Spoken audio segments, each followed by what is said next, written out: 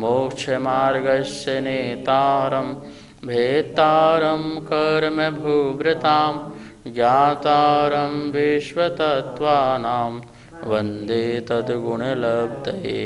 मङ्गलं भगवान् वीरो मङ्गलं गौतमो गणी मङ्गलं कुन्दकुन्दार्यो जैनधर्मोऽस्तु मङ्गलम्। तत्वार्थ सूत्र परम मांगलिक ग्रंथ है। आचार्य कुंद के शिष्य आचार्य उमा स्वामी द्वारा यह विक्रम की प्रथम शताब्दी में लिखा गया है, जिसकी शैली सूत्रात्मक है और जिसकी जो भाषा है वह संस्कृत है। 10 अध्यायों में यह विभाजित है, 7 तत्वों का जिसमें वर्णन है। हम सभी लोग दूसरा अध्याय पढ़ रहे थे, जीव के भाव, जीव का लक्षण और जीव के भेद और प्रभेद। जीव का हमने लक्षण उपयोग बनाया और उसके भेद किए, संसारी जीव और मुक्त जीव। संसारी में 2 प्रकार के भेद, त्रस और स्थावर। स्थावर में 5 प्रकार के, पृथ्वी, जल, अग्नि, वायु, वनस्पति। हम देख रहे थे 13वां नंबर का सूत्र, जिसमें हमने पृथ्वी, जल, अग्नि और वायु ये 4 प्रकार के स्थावरों का स्वरूप समझा। आज 5वां जो वनस्पति है उसके स्वरूप के बारे में और उसमें क्या हमें ग्रहण करने योग्य है, क्या अग्रहण करने योग्य है, क्या भक्ष है, क्या अभक्ष है, किसमें कितने जीव हैं और हम कैसे अहिंसा आदि का पालन भी कर सकें, इसके बारे में आज समझेंगे। सबसे पहले 13वें नंबर के जो सूत्र है उसे बोर्ड के माध्यम से एक बार देखते हैं पुनः और फिर आगे इसी को व्याख्यान अपन करते हैं। दूसरे अध्याय का 13वां नंबर सूत्र था, पृथिव्यप तेजो वायु वनस्पतिः स्थावरः। इसमें से पृथ्वी, अप, तेजस, वायु और वनस्पतियाँ, हमने ये 4 का व्याख्यान किया। अब वनस्पतियाँ जो वनस्पतियाँ हैं उनके बारे में अपन समझते हैं। वनस्पति ही जिसका शरीर हो उसे वनस्पति कायिक जीव कहते हैं। जो हम वनस्पतियाँ देखते हैं, पेड़ पौधे, पत्तियाँ, ये सारी की सारी वनस्पति कहलाती हैं। जितनी सब्जियाँ हैं, जितने भी अनाज हैं, ये सब वनस्पति कायिक जीव से उत्पन्न होने वाली चीज़ें हैं। जिस प्रकार से हमने पृथ्वी, जल आदि के 4 भेद किए थे, इसी प्रकार से वनस्पति के भी पहले 4 भेद हो जाते हैं समझने के लिए। सामान्य वनस्पति, पृथ्वी वनस्पति जीव, वनस्पति कायिक जीव और वनस्पति काय, इस प्रकार से ये 4 भेद हो जाते हैं। सामान्य से जो वनस्पति है, चाहे वो जंगल की वनस्पति हो, जल के अंदर रहने वाली वनस्पति हो, जिस प्रकार से जहाँ जहाँ जितने प्रकार की वनस्पतियाँ हैं वो सब सामान्य वनस्पति, ऐसा स्वरूप कथन करना। जो अभी वनस्पति में जन्म नहीं लिया है लेकिन अन्न गति से वह च्युत होकर के आयु पूर्ण करके आ रहा है वनस्पति में जन्म लेने के लिए, उसे वनस्पति जीव कहते हैं। और जिसने वनस्पति में जन्म ले लिया है उसे वनस्पति कायिक जीव कहते हैं। काय को धारण करने से कायिक बना गया कि वनस्पति ही जिसका शरीर हो गया, इस प्रकार से वो वनस्पति कायिक जीव हो गया। चौथा जो है वनस्पति काय, काय शरीर, वनस्पति का शरीर जिससे जीव निकल चुका है, जो आयु पूर्ण करके किसी और गति में चला गया और उसका जो शरीर रह गया, मात्र शरीर रह गया, उसे वनस्पति काय। जैसे अपन ने लोग पेड़ को काट देते हैं तो पेड़ सूख गया, तो जो सूखा हुआ पेड़ है वो वनस्पति काय है। अपन ने उसको जड़ से निकाल दिया, वो वनस्पति काय है। फल फूल आदि जब हम पेड़ से निकाल लेते हैं तो फिर वो वनस्पति काय हो जाता है। उसको प्राशुक कर लेते हैं, गर्म कर लेते हैं तो वनस्पति काय हो जाता है। जिससे वह जीव निकल चुका है वो वनस्पति काय हो जाता है। तो इस प्रकार से वनस्पति, सामान्य वनस्पति, वनस्पति जीव, वनस्पति कायिक और वनस्पति काय।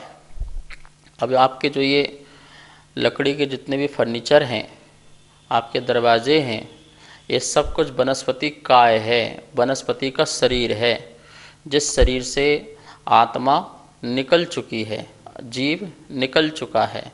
तखत है, चौकी है, सिंहासन है, दरवाजे हैं, सोफ़ा सेट हैं, कितनी तमाम चीज़ें बन गई लकड़ी की। लकड़ी के मकान भी बनते हैं, लकड़ी के फर्श भी बनते हैं और लकड़ी के गाटर बनते हैं। पूरा घर लकड़ी का बनता है। बचपन में जब खेलते हैं तो वो भी लकड़ी का होता है, जब अर्थी में जाते हैं तो वो भी लकड़ी का होता है, पलने में झूलते हैं तो वो भी लकड़ी का होता है। ये सभी वनस्पति काय है। वनस्पति जीव का जो शरीर था वो शरीर मात्र है, उसमें कोई जीव नहीं है, जीव निकल चुका। तो इस प्रकार से चार प्रकार से अपन ने ये वनस्पति की ये समझा। मूलतः वनस्पति जीव, जो वनस्पति जीव है मतलब वनस्पति कायिक जीव, जीव सहित वनस्पति के कितने भेद होते हैं, तो उससे अपन स्लाइड के माध्यम से एक बार देखते हैं। यहाँ पर अपन देख रहे हैं वनस्पति लिखा हुआ है, वनस्पति के दो भेद लिखे हुए हैं। कौन कौन से? साधारण और प्रत्येक। साधारण और प्रत्येक, वनस्पति के दो भेद। मूल भेद आप समझ लीजिए, फिर इसके भेद प्रभेद तो बहुत होंगे। अभी मूल भेद पढ़िए। साधारण वनस्पति और प्रत्येक वनस्पति, ठीक है ना। साधारण वनस्पति कैसे कहते हैं? क्या लिखा है? जिस शरीर के स्वामी अनंत जीव होते हैं, जिस शरीर के स्वामी अनंत होते हैं उसे साधारण वनस्पति कहते हैं। ठीक है, याद रहेगा। जिस शरीर के स्वामी, शरीर एक है और उसके स्वामी कितने हैं? अनंत हैं। उसके मालिक कितने हैं? अनंत हैं। तो उसे क्या कहेंगे?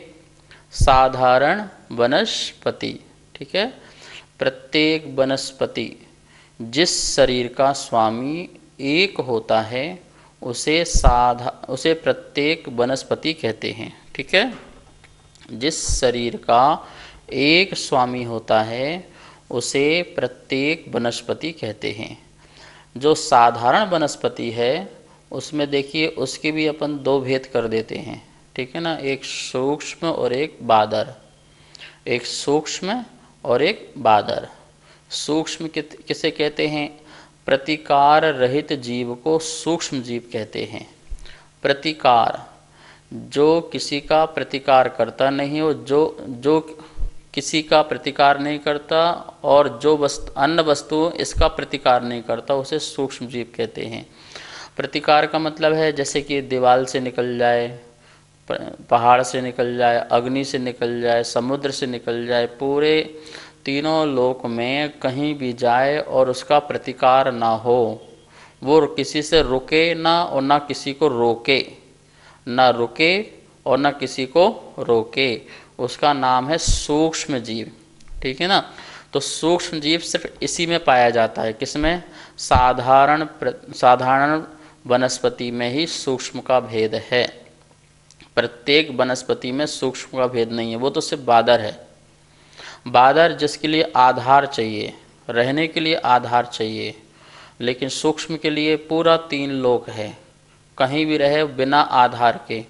जैसे बादर के लिए तो क्या चाहिए भैया? पेड़ होना चाहिए, पत्ते होना चाहिए, टहनी होना चाहिए, तो उसको एक आधार चाहिए उसके जीवन के लिए। लेकिन सूक्ष्म के लिए ये जो खाली स्थान है यहाँ भी वनस्पति हो सकती है जो हमको नहीं दिख रही, वो सूक्ष्म वनस्पति जीव होगा, वो साधारण होगा। पूरे तीन लोक में वह जीव पाया जा सकता है। ठीक है ना, बिना आधार के। सिद्धालय में भी वहाँ पर जीव हैं, तो वो कौन से जीव हैं? सिद्धालय में सूक्ष्म जीव हैं। वो सूक्ष्म जीव जो हैं, जो वनस्पति साधारण जीव ही हैं, जो वहाँ भी सिद्धालय में भी हैं, पूरे तीन लोक में ठसाठस भरे हुए हैं ऐसे सूक्ष्म जीव। तो साधारण के दो भेद हो गए, एक सूक्ष्म और एक बादर। जो प्रतिकार सहित हो उसे बादर कहते हैं। जो रुके और किसी को रोके, किसी से रुकता है और किसी को रोकता भी है। जैसे पेड़ है, अब पेड़ से आप टकरा सकते हो, पौधे से भी टकरा सकते हो, फूल से भी टकरा सकते हो। तो इस प्रकार से जो किसी से रुके या रोके, प्रतिकार सहित हो, उसे कौन सा जीव कहते हैं? बादर जीव कहते हैं। तो ये प्रत्येक साधारण जिसका एक शरीर के अनंत स्वामी हों, उसके भी अपन ने दो प्रकार के भेद किए। कौन कौन से? एक सूक्ष्म और दूसरा बादर, ठीक है ना। सूक्ष्म पूरा 3 लोक में रह सकता है, बादर से वनस्पति में ही रहेगा, जो हमको वनस्पतियां दिखती हैं, इंद्रिय गोचर हैं। और प्रत्येक वनस्पति जो है जिसका एक शरीर का एक ही स्वामी हो, एक ही मालिक हो, वो प्रत्येक वनस्पति कहलाता है।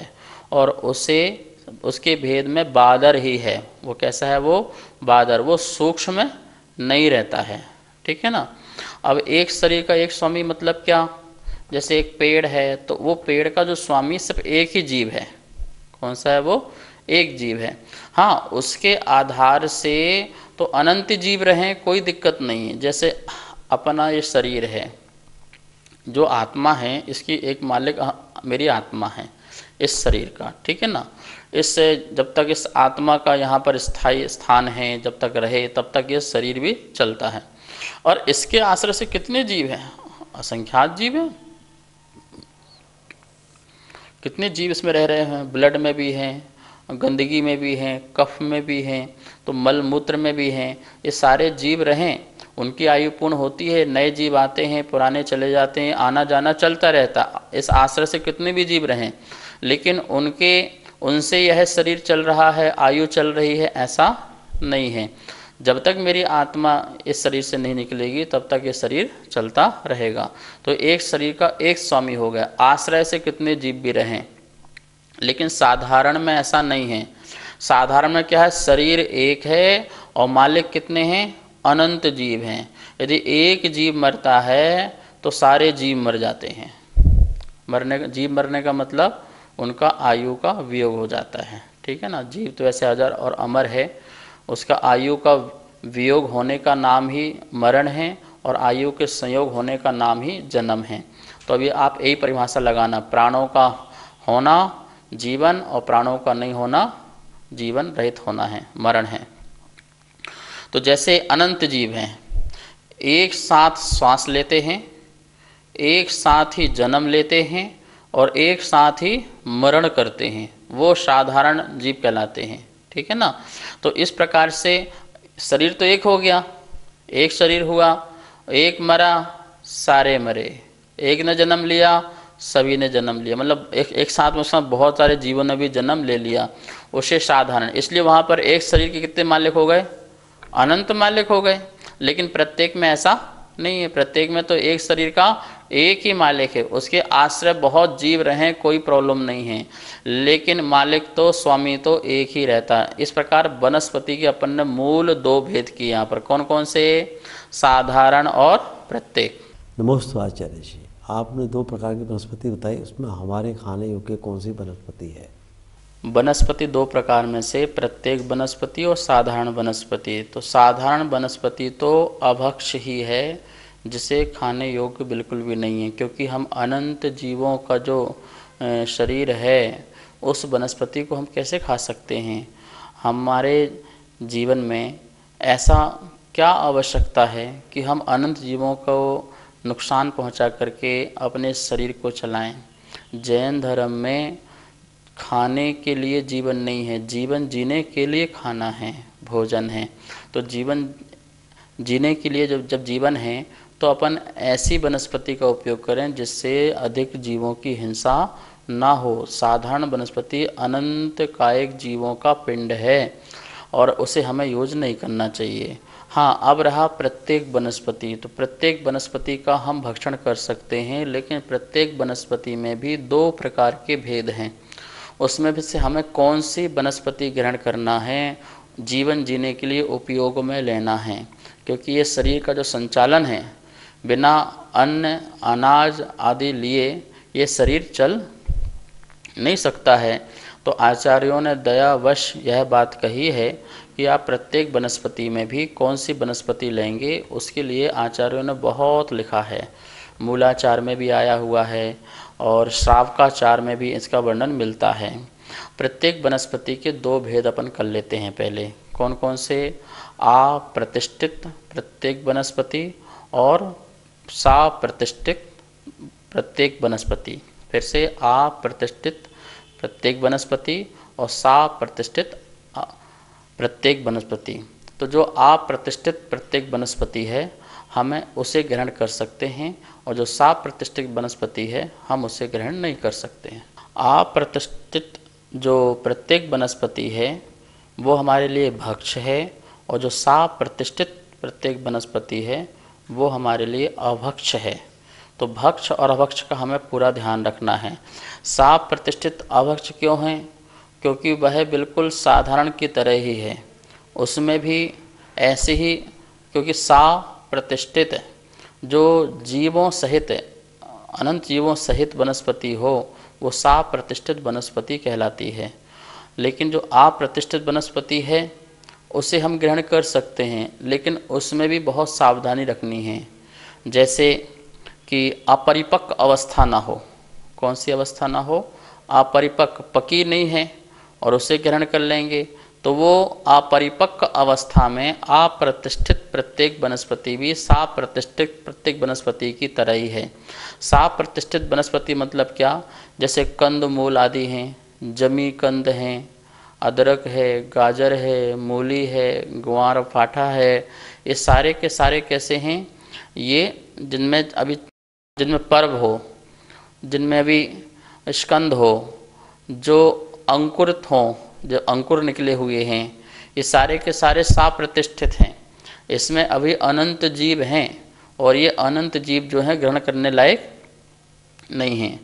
लेकिन जो अप्रतिष्ठित प्रत्येक वनस्पति है वही भी अपरिपक्व अवस्था में यदि कच्चे हों, छोटे हों, जैसे पालक है, मेथी है, इनके छोटे छोटे पत्ते हों तो वो भी क्या है? अनंत जीव वाला है भी। ठीक है ना। कोई भी जैसे आम है, आम की छोटी सी जो होते छोटी अवस्था में होता है वो भी जब तक गुठली जिसमें नहीं है वो भी कैसा है? वो अभी अप्रतिष्ठित नहीं है, साप्रतिष्ठित ही है। वह साप्रतिष्ठित मतलब जिसमें जीव की बहुत सारी प्रतिष्ठा हो वो साप्रतिष्ठित। तो वो उस अवस्था में वो साप्रतिष्ठित ही है, अनंत जीव वाला है। तो जो अपरिपक्व हैं, पके नहीं हुए हैं, छोटे हैं, वो भी ग्रहण करने लायक अभी नहीं है। जैसे तोरई है जिसमें धार नहीं आती जब तक, वो भी साप्रतिष्ठित है। तो कोई पत्ते हैं जिस पत्ते में रेशे नहीं आते हैं, रेशा नहीं बनता है, वो भी क्या है? साप्रतिष्ठित है। तो इस प्रकार से ऐसे अनेक वनस्पतियां हैं जो साप्रतिष्ठित होती हैं और उसे लोग ग्रहण करते रहते हैं। वो ग्रहण नहीं करना चाहिए। अप्रतिष्ठित प्रत्येक वनस्पति जब परिपक्व हो जाए, अपने रूप में आ जाए, पक जाएं, जैसे आम पक गए, सेब पक गए और सब्जियां पक गईं, तो पकने के बाद, पकने मतलब अग्नि पकने की बात नहीं करें, धूप से पकने के बाद अपने परिपक्व रूप में आ जाएं, तो उस अवस्था में उसे ग्रहण कर सकते हैं और वह उसे ग्रहण करके अपन उसको यूज में उपयोग में जीवन जीने के लिए कम से कम उपयोग करके अपना जीवन जी सकते हैं। नमस्ते आचार्य श्री। कुछ ऐसी वनस्पति हैं जो हमारे शरीर के लिए लाभदायक हैं, जैसे गाजर, मूली, अदरक, ये सब हम ग्रहण कर सकते हैं। साधारण वनस्पति में और साप्रतिष्ठित वनस्पति में अनंत जीव पाए जाते हैं। तो ऐसे बहुत सारी वनस्पतियां हैं, जैसे कंदमूल ऐसे हैं जो शरीर के लिए लाभदायक होते हैं। जैसे आपने नाम गिनाए, ऐसे अंकुर भी होते हैं, पर्व भी होते हैं। तो ऐसी जो सब्जियां हैं या वनस्पतियां हैं वो शरीर के लाभदायक होने पर भी हमारा जो मूल उद्देश्य है शरीर स्वास्थ्य नहीं है, अहिंसा का पालन करना है। हमारा जो मूल उद्देश्य है वो जीव दया है, करुणा भाव है। हम जीवन जीने के लिए खाते हैं, खाने के लिए जीवन नहीं जीते हैं। शरीर की स्वस्थता इसी वस्तुओं से होती है ऐसा नहीं है। यदि आप शुद्ध आप प्रतिष्ठित जो परिपक्व जिसमें से जीव निकल चुके हैं, जो पक चुके हैं, सब्जियां, फल फ्रूट आदि, अन्न आदि, उन्हें भी ग्रहण करते हैं तो शरीर की स्वस्थता बनी रह सकती है। तो शरीर की स्वस्थता एक अलग चीज़ है और हमारा जो मूल भाव है धर्म का, वो मूल भाव क्या है? हम किसी जीव को कष्ट पहुंचा करके अपना जीवन नहीं जीना चाहते हैं, तो वह हमारा अहिंसा मूल उद्देश्य है। हम ऐसा जीवन न जिएं कि हमारे जीने से किसी का जीवन ही हराम हो जाए, उसकी हिंसा हो जाए, उसका अपने उस पर्याय से उसका पतन हो जाए। इसलिए मूल उद्देश्य को याद रखते हुए जैन धर्म में स्वास्थ्य मूल उद्देश्य नहीं है, धर्म मूल उद्देश्य है। और धर्म यदि मूल उद्देश्य है तो आप ऐसी भी चीज़ ग्रहण करो जिससे इस शरीर का संचालन चल सके, इस शरीर का जो भी व्यवस्था है वो व्यवस्था चल सके। तो हम सब लोगों को ऐसे साधारण अनंत जीवों का जो पिंड रूप जो शरीर वाला जो वनस्पति है उसे ग्रहण बिल्कुल भी नहीं करना है। अपना धर्म भाव अहिंसा भाव का मूल उद्देश्य बना करके चलना है। इस प्रकार से यहाँ पर अपन ने प्रत्येक वनस्पति के दो भेद अप्रतिष्ठित और साप्रतिष्ठित वनस्पतियों को समझा। इसमें भक्ष और अभक्ष का भी अपन ने ज्ञान लिया। अब जो वनस्पति का जो दूसरा भेद है साधारण वनस्पति, एक शरीर के अनंत स्वामी वाला जो जीव है, शरीर है, ऐसा जो वनस्पति, उसके भी दो भेद हो जाते हैं, एक नित्य निगोद और दूसरा इतर निगोद। दो प्रकार के वनस्पति, नित्य निगोद वाला जीव और इतर निगोद वाला जीव। निगोद और निगोदिया जीव, निगोद शरीर और निगोदिया जीव, इन दोनों को पहले समझ लेते हैं। निगोद शरीर क्या? जिस शरीर में अनंत जीव हों उसे निगोद शरीर कहते हैं। मतलब अक्षय अनंत राशि भी हो सकती है, उसे निगोद शरीर कहते हैं। एक शरीर में अनंत जीव हों, अक्षय अनंत राशि हो, उसे निगोद शरीर कहते हैं। ठीक है, बात समझ में आया ना? उसे निगोद शरीर कहते हैं।